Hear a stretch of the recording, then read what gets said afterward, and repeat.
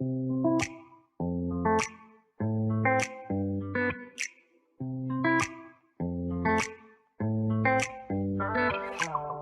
welcome back, everybody. It's time once again to meet our community, the Hispanic business community here in Orange County, powered by the Orange County Hispanic Chamber of Commerce and Orange County's only community radio station, OC Talk Radio, with Mr. OC himself, the man who knows everybody, John Gutierrez. Hey, welcome everybody to our community podcast show powered by the Orange County Hispanic Chamber of Commerce. I'm your host, Senior Vice President John Gutierrez here at the Orange County Hispanic Chamber. And thank you, Mr. Paul Roberts and OC Talk Radio, again, for having us. And thank you all to our listeners for tuning in and watching. Again, you could always listen to us at the Orange County Hispanic Chamber of Commerce Facebook, also there. Click on the link and you can watch the show there. We have another special guest with us today, Ms. Dr. Lori Ochoa, who's Life by Design Development, Personal Development Coach. And we'll go over BCBA-D, what that is. Mm-hmm. Welcome, Dr. Lori Ochoa. Thank you for having me. Such a pleasure to be here. Awesome. Yes, Paul. Before you go too deep into her conversation here, I want her to do that intro. She was practicing it before. I was going to let her do the intros to the show, so I'm going to let her take a whack at it here. This is Go ahead, Lori. All right. Welcome to the OC Talk Radio with the Orange County Hispanic Chamber of Commerce. Man, she's trying to take my job. What's going on here? She is. That was a good audition. We'll keep that as an audition. For people that don't know, Dr. Ochoa and I go way back with the Chamber, I want to say about 6-7 years ago at least, when we were both on another podcast show here at UCI also, which was the radio station, right? Here at UCI, KUCI. And so that was our first time we got to sit down and we were interviewed by our friend Ash. Mm-hmm. And it was really neat experience, right? That was a fun experience. And fun fact, I'm actually a UCI alumni. I went to school here. So it's always fun to come back on campus. So you do that whole little, the anteater. Fun fact, UCI is our host. This is, if you guys don't know, if you tune into this podcast, our offices are here for the Orange County Hispanic Chamber of Commerce, which is a beautiful building.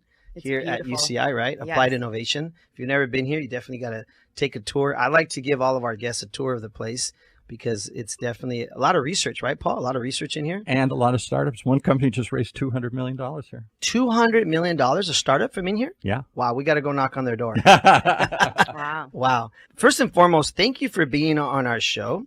And we're going to get into a great event that's coming up, of course, this Saturday, where you're going to be one of the panelists and one of the special guests on our event, which is, of course, our Emotional Wellness Fiesta, which is happening this Saturday, June 29th, with an amazing speaker, Mr. Trent Shelton, who's not only just followed by millions all over the world, but he also wrote a great book, right? Protecting Your Peace. Protect Your Peace, yes. Protect Your Peace, yes. Great book. And thank you, Mr. Trent Shelton, for coming out and doing this event with the community, because it's all about, obviously, emotional wellness, mental health, all these things that we're going to talk about, which, of course, you specialize in.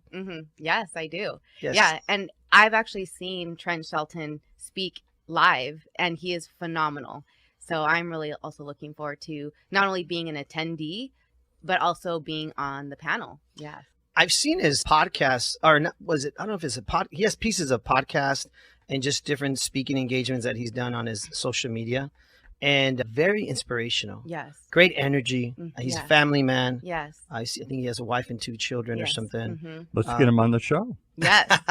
When are you arriving, Trent? Yes, let's make it happen. Right? Yes. Let's have him come to the show, right? So it's really exciting because this is an event that is going to really touch to the heart of what we're facing a lot today.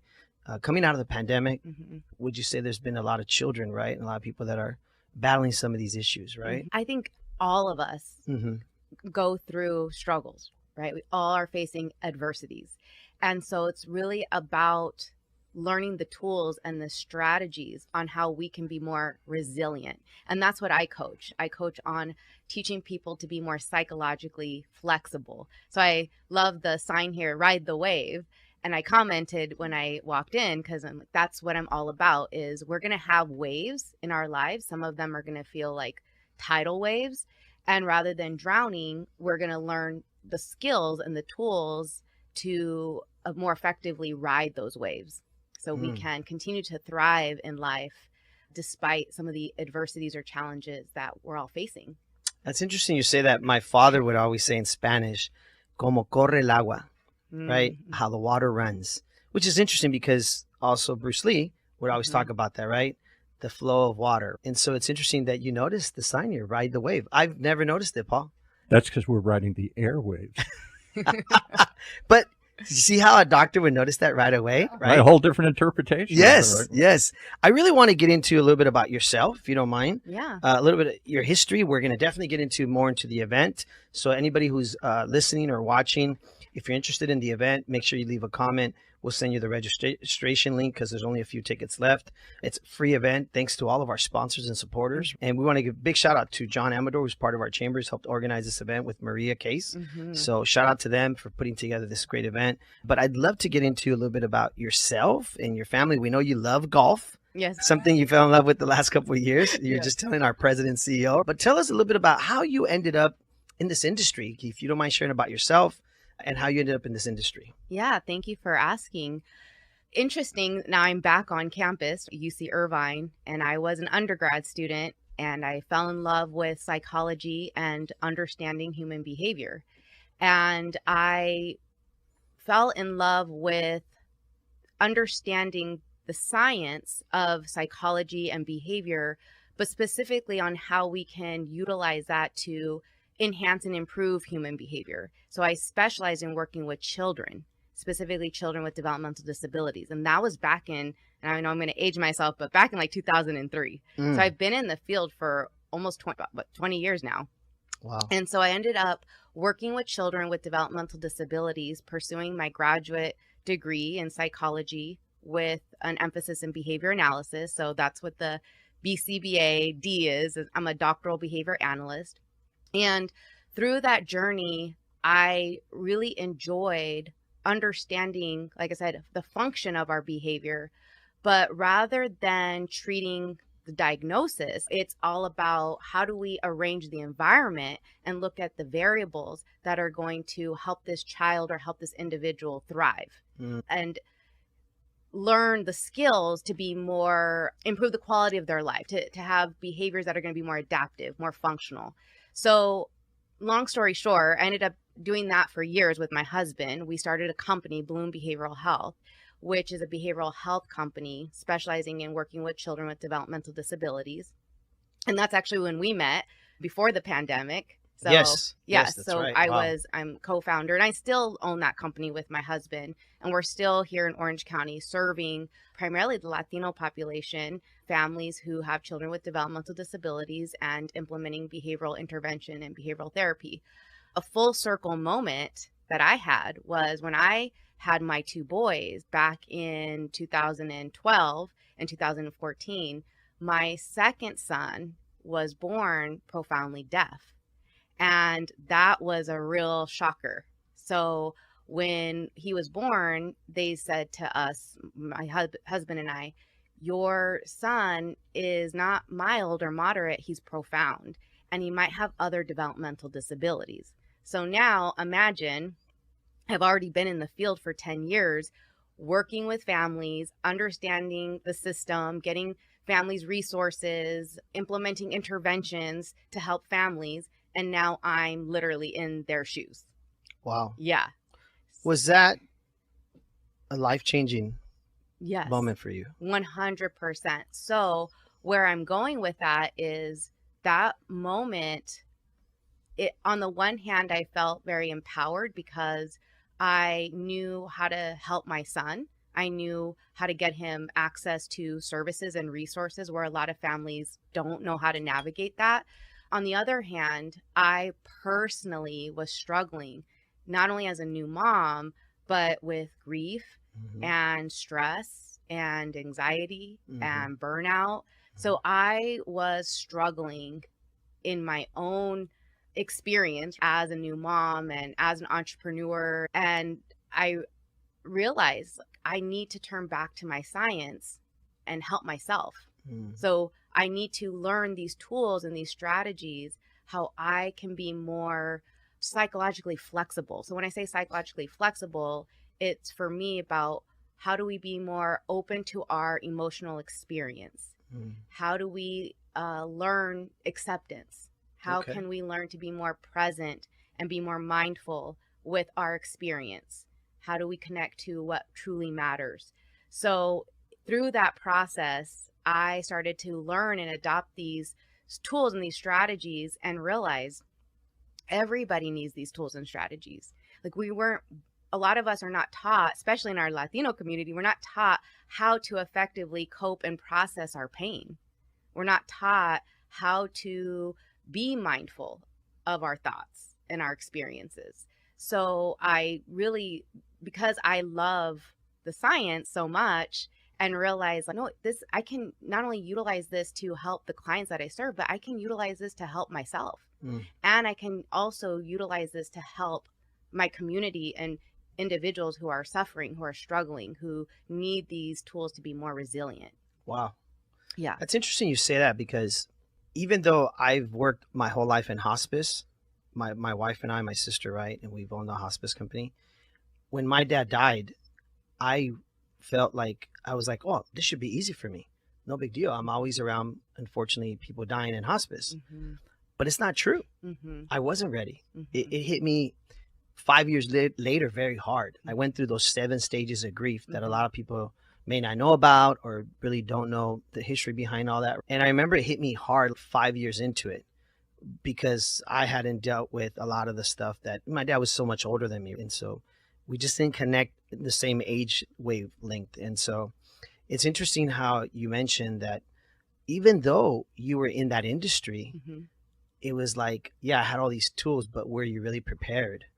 Right? Now it's a different, now it's you, the mom. It's not me, Right. John, OC Hospice, the owner, Right. the business guy. Now it's, no, man, now you're in the trenches. Right. Your dad just died of cancer. Now you deal with it. What are you going to do with it? How are you going to survive this? While building my business, we had just started the business at the time. So it was like, it was a lot going on. So how were you able to like separate, you know what I mean? Yeah. Like the mom and obviously the woman being the doctor, right? Or being the specialist. How were you able to separate the two? Or did you find that it was okay? You could do both? So I like to use a lot of metaphors Mhm. and analogies. So in behavior analysis, one thing that really stood out to me and always resonates with me even to this day is, think of a flower. When a flower doesn't bloom, we don't blame the flower. We don't say, oh, this flower, is there something wrong with the flower, or the flower is defective?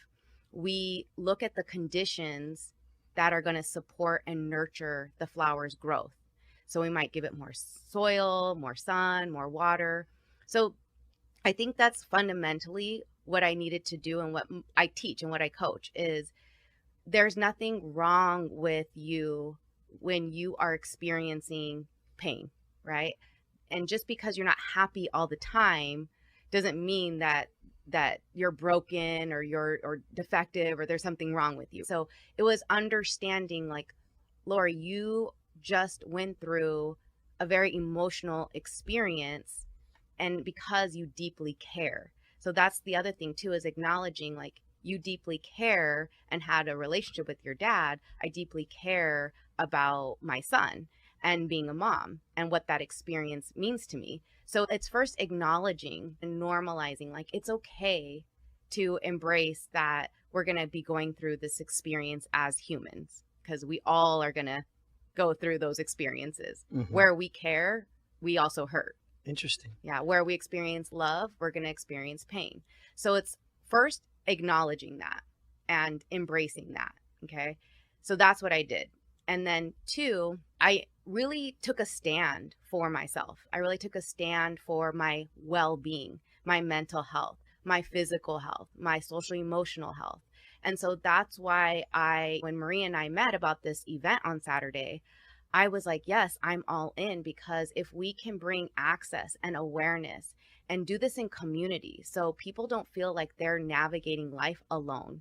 I think that's important, is find your support system, find those resources. And we might be going through different things, but fundamentally we're experiencing pain, right? We're experiencing life that are bringing us challenges. So when we can acknowledge that and embrace that, it helps us to ease a little bit of that, oh, I'm doing this alone, or I feel so broken, what's wrong with me? And then we start getting in our head, right? Oh, I'm the flower that's not growing because it's me. No, we need to look at the environmental arrangements that are going to support your growth and you to be more resilient to navigate and cope through what you're essentially going through.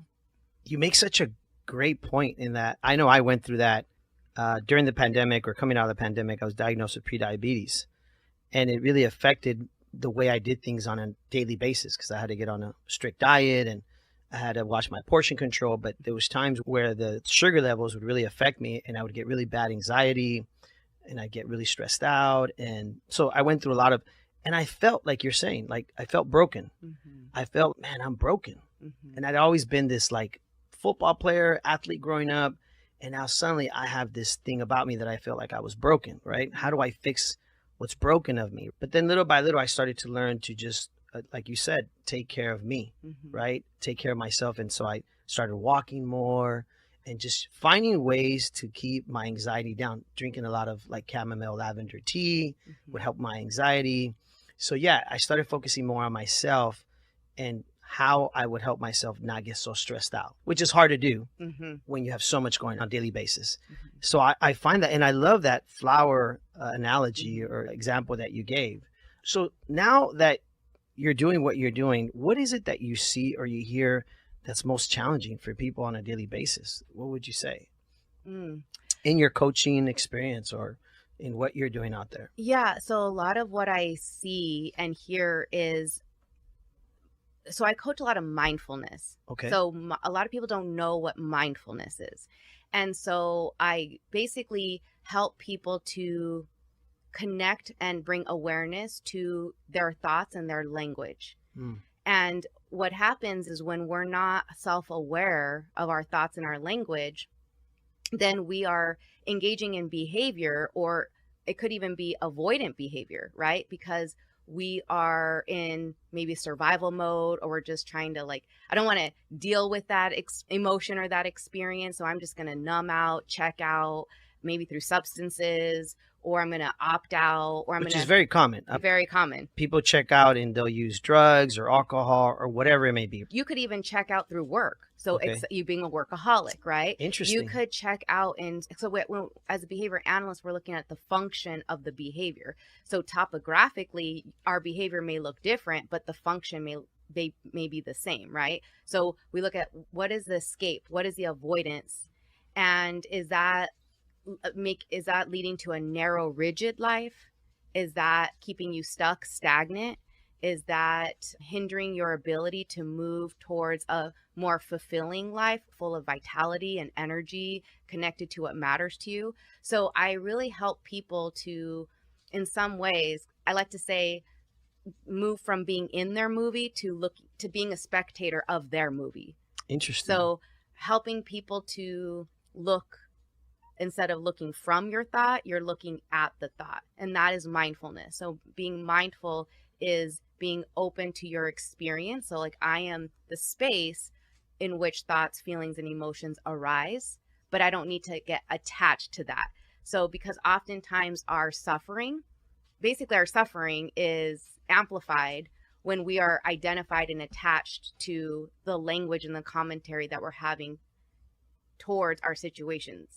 Does that make sense? Yeah. Are you following me a little bit? So what I help people do is I really help them to get connected to their language and to not necessarily try to get rid of it or to avoid it or to resist it or to struggle with it, but to just see it for what it is. Mm. It's just thought.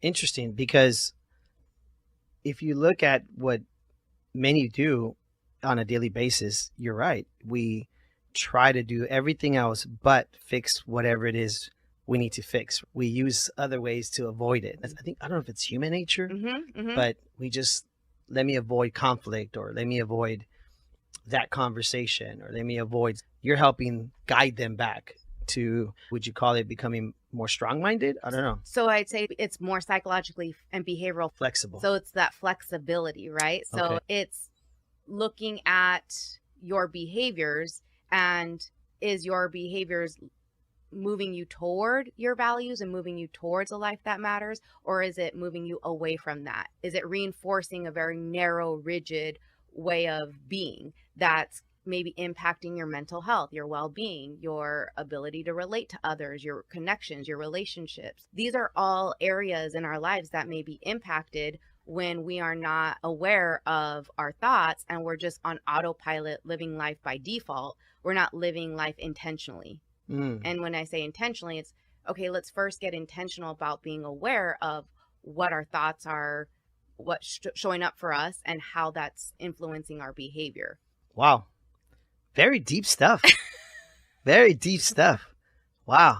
It makes sense. And at the end of the day, I think you made a valid point earlier that you said in our community, again, this is the Orange County Hispanic Chamber of Commerce podcast show. I think a lot in our community is, I'm not going to do that. I'm not going to go see a specialist or a therapist. I know we talked about that with Maria when she was here, what she was dealing with in her life, who's obviously helping organize this event.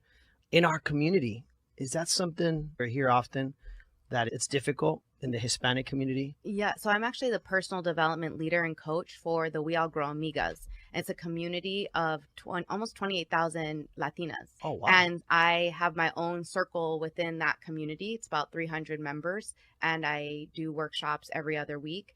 And something that comes up for a lot of the women that I coach in that community is we were raised without embracing emotions. So I know for me, even growing up, we were taught, no, we don't talk about our emotions. That's not something we openly share. Or I've even been told, like, just be strong. And so what do you make that mean? Mm-hmm. Just be strong. I make that mean I can't feel. What do I make that mean? That it's not, again, we label through language that it's bad to feel. So now I go through life having a very painful emotional moment, right? My son is born deaf with developmental disabilities. And now I'm like, wait, I don't even know how to effectively cope with what I'm emotionally experiencing right now. So we can see how just generationally, it's not our parents' fault or our abuelita's fault. But it gets passed on and it gets reinforced. Yeah. I can remember that growing up. My dad would be like, no estés llorando, suck it up. Yes. Like, just deal with it. Yes. And like you said, it's not his fault. Maybe it's just the way he was raised. But what did you make that mean? That's a good question. Man, I feel like I'm in a therapy session. I hope I don't get invoiced. I'm gonna get an invoice by the doctor. John, our podcast show. But it's true. But it's true. You make a valid point. I think growing up as a kid, you just thought this is the way it's got to be, right? You just suck it up. I'll never forget. This is a funny story, if I may share this. I was on my way to school, and I got jumped or beat up by some kids, right? And I was like all bruised and bumped and cut up. And I came home, and I remember my dad coming home, and my mom said to my dad or something like, your son got beat up by the cholos, he got jumped and everything. He comes over to look at me, and I'm thinking my dad's going to be like, oh, pobrecito, blah, blah, blah. And my dad looked at me, he said, huh? And you try to get crazy with me. I'll never forget that. He looked at me and he said, huh? And he said something like, you try to get brave with me. Like trying to say, you can't even handle these kids. Yeah. But you try to get brave with me. Which, in essence, he was saying, as a father, you mouthed off to me as a kid, but you couldn't handle these little kids. Yeah. And I remember basically he was telling me, suck it up. Suck it up. Deal with it. But he was not going to be like, oh, pobrecito. And those things resonate. They stay with you. Because now you as a person, you realize, hey, this is life. Like, I got to suck it up. Let's deal with it, right? But like you said, it could probably stay with you for years to come. And then you learn to cope in a different way. I don't know how different he should have handled that. But maybe he just didn't know any different. That was just the way he was raised by his dad, who was my abuelito, who was old school, Mexico, Jalisco. Yes. Fought in the Mexican Revolution, very old school. So maybe that's all my dad knew, right? But and thank you for sharing that. And I think it's just to highlight that through our experiences throughout life, especially experiences that are salient. So salient means like they're very memorable, right? That's a salient experience, right? That you then were able to derive and draw meaning. So you made meaning of that through language. And that's what we do because we have complex language. We are deriving meaning of our experiences, whether we realize it or not. And so through that experience, let's say it's like, I got to suck it up. I got to deal with it. So now I go through life through the lens of I got to suck it up and I got to deal with it. Yes. And now I sometimes, again, maybe we're not aware, we project that onto others, right? Where maybe we now have a daughter or we have a son and it's no, you got to just deal with it, suck it up. And now that's how we go through life, looking through the lens for ourselves, through others, or just life in general. And then the question, is that workable? Is that working for you? Is that way of thinking and now your behaviors that are influenced by that, is that functional? Is that helpful? Is that allowing you to be flexible? Is that possibly perpetuating some mental health or some anxiety or stress or break? So I'm just taking that as an example. And I think more importantly, I think as I got older as an adult and I became a father and I had a family and now I'm raising my boys, I kept thinking, how different can I be with as a father to my boys than my dad was with me, right? But then I also realized, man, being a parent is tough, right? Yes. Life is tough. Life is tough. Yeah. But being a parent is tough. Yeah. Until you have kids, you realize, wow. Yeah. Like you think you have problems. It's a whole different world when you have to parent.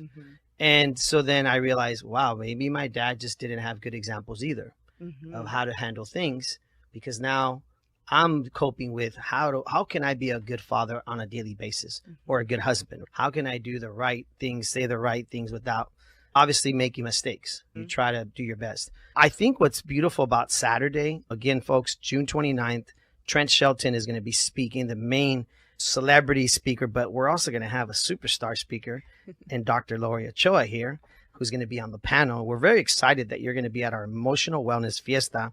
Again, at Santa College. Yes, Santa. This Saturday, in case you watch this show later on after Saturday, it is June 29th. We do have a few tickets left. If you wish to attend, let us know, make a comment, and we can send you a link to register. It's really by invite because we can't just open it up because there's only so much space that the venue holds. But what's going to be, I think, beautiful about the event is that people like yourself are going to be there to be able to interact. And hopefully anybody who attends, if you're dealing with any of this with yourself or your child or even your neighbor or somebody that you know, you found the resource like someone like Dr. Lori Ochoa. Obviously, yes, it's great to see Trent. Trent travels all over the world. He's here and then he probably leaves, but you're somebody local. You're somebody here in our community. You're one of our community leaders at Dr. Local. How can they get a hold of you if anybody can attend but wishes to connect with you? Yes, I'm on social media, on LinkedIn, Facebook, and Instagram at Dr. Lori Ochoa. And I have a website, drloriochoa.com. And also just on that note, I think it's really important to emphasize that there are going to be vendors there. Yes. So there's going to be vendors where people can access additional resources. The first one to say I'm not the end all be all, and there's a time and a place for the coaching that I do. And I do a lot of workshops for companies. They bring me in to teach on resilience, mindfulness, well-being, empowerment. And so I think it's important that people can access these resources with, like I said, local community vendors. Yeah, we're going to have some of our other partners of our chamber. CalOptima is one of our big supporters and sponsors. They're going to be there. One of their community liaisons was just on our show last week. We also will have people like Latino Health Access, one of our other partners. They're all part of our health and wellness community committee that we have here at the chamber. And so, yeah, it's a great community putting together this event.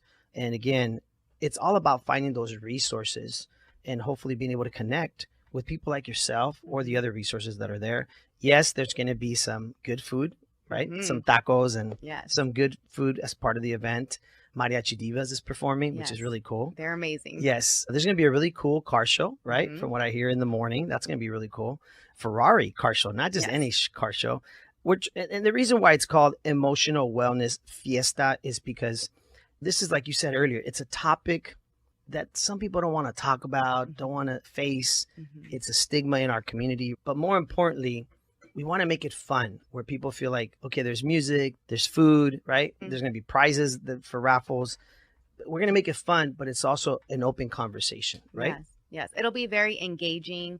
And I think the idea is let's celebrate coming together in community, taking a stand for our well-being. I love that. I'm all about that. When we can take a stand for our personal well-being and accountability, Yes. then ultimately that's going to trickle over to our children and to our community. So I think I love that they call it the emotional wellness fiesta, because let's like just celebrate that we're all coming together in community and taking a stand for our well-being. Where do they get tickets? They have to leave a comment or reach out to us. You can reach out to me directly, John, John, at ochc.com. And then I would send them an Eventbrite link that we have. Again, it's because we're trying to manage the amount of people that can attend, because unfortunately, the venue, it holds about 300 to 400 people, I think. Mm-hmm. And so, we can't have thousands. And you're getting close already. So. Yeah. And thank you to Santa College again for hosting the event. But yes, we're just trying to, see whoever it is out there that needs the help. And if you see this podcast after the event, feel free to still reach out, and we'll try to connect you to Dr. Lori Ochoa or anybody else that's part of the event that And day. somebody want to know, how do you spell Lori Ochoa? Lots of ways to spell Lori and Ochoa. Oh, maybe. that's a great question. So it's Lori and then Ochoa, Ochoa. Yes. Okay. Dr. Lori Ochoa. Dr. Lori Ochoa. I know time goes by so fast. I want to say thank you for my therapy session. Oh, no, because sometimes. I wanted to share a little bit about what I went through. No, that's so people perfect. out there that are listening feel like it's okay to share. 100%. And I actually feel that people understand through observation or examples, and they can relate. They might be going through something different, but they can relate. Like, oh yeah, I was raised that way and I have that belief. Like my parents were immigrants. I'm the eldest of 5 kids, and I carry this weight of responsibility. And now I go through life like I'm responsible for everyone and everybody's happiness. And how is that showing up in my life? Yep. So that was an example of coaching. Not well. Yeah, right. So using these examples helps people to connect and to relate. Oh, okay, I can see how, again, it's not my fault. It's not the flower's fault. It's just we're a product of our environment. We're a product of our past experiences. What do we do in our environment to now make the arrangements to now support that flower to grow? And I love that you say that as we end the show. We are a product of our environment. And being the Orange County Hispanic Chamber of Commerce, as much as we are all about businesses and supporting businesses, I can also attest that in the last year and a half as senior vice president in this position, I actually reported to our board this last weekend at our retreat that part of my role in a lot of this for our businesses is I almost felt like I was a therapist to a lot of the businesses, because I would go and unfortunately they're going through tough times, right? And I would sit there, and it was more about the person that's running the business. It wasn't about the business. It was more about themselves, what they were going through, the struggle, the hard times, right? And so for anybody listening, you can't, I guess you could say, you can't be in denial. It's okay. Like, it's okay to accept and say, you know what, I can't do it myself. I can't And it do all starts by talking. Exactly. Like you did here today. Yeah. That's the part. People don't want to talk about any of this. My business, my personality, my background. And not I can't everybody, talk about but it. not everybody wants to open up. It's very No. difficult. I applaud both of you for doing really seriously, because this was a very powerful show. I hope people share it with others. Thank you. Yeah, no, For because having I hope being she doesn't. vulnerable and I hope being she doesn't real. send me an invoice No, for my no. therapy session. And it's, again, in our culture, especially for men too, Yes. just being able to be emotionally open and vulnerable and Exactly. hold space for others. Exactly. And that's, again, where if we don't have the ability to hold space for ourselves, Yes. to be with ourselves, Oh, yes. then what does that lead or turn into? Avoidance, addiction, numbing out, opting out. I'm gonna escape. And then that's, again, what keeps people sitting in the stands and not playing on the court of their life. Ooh, look at that one. I love that you mentioned that about men, or maybe in our culture. I can honestly tell you that my dad all his life could never tell us face to face, I love you. It was hard for him to do that because it was just a culture thing, I think, Yes. the way he was raised. Yeah. And I remember sharing the story with my wife and my kids about how it was literally at his deathbed that I looked at him and I said, Dad, I love you. And it was hard for him, but he said it back. And that was important to me before he died. Wow. And so now I make it a point every day. I tell my kids, I love you. I love you, Dad. I love you, son. You know, it's this common thing, right? Right. Because I don't want my kids to go through what I went through. So you're right. It's sometimes it could be again, the product of our environment, Yes. our culture, Yes. the way we're raised. And so I love that you shared all that. And I love the analogy of the flower. It's you got to water it. Is it a different environment? You got the soil, right? It's not the flower's fault. No. And like, and that's how you were able to lend so much forgiveness and compassion to your father. Yes. Because he was a product of his upbringing. Yeah. Exactly. I would love to have this go on forever, but we're out of time. I got Sorry. another show. So we got to go, folks. We really could go on forever. Yeah. Folks, there you have it. Our community podcast show powered by the Orange County Hispanic Chamber of Commerce. I want to give a really special thank you to Dr. Lori Ochoa for being here. We will see you guys Saturday. Join us. It's going to be a great event. Mr. Paul Roberts, thank you for being patient with us. Take it away, sir. Thank you, Lori. Thank you for having me.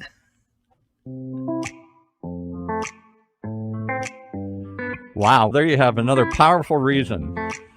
People really talking about what's really going on. That's what we're all about with our community, to get real and to share it with the world. Right here in Orange County's only community radio station, OC Talk Radio. Streaming live from our studios here at the University of California, Irvine's Beale Applied Innovation Center. And share this with somebody.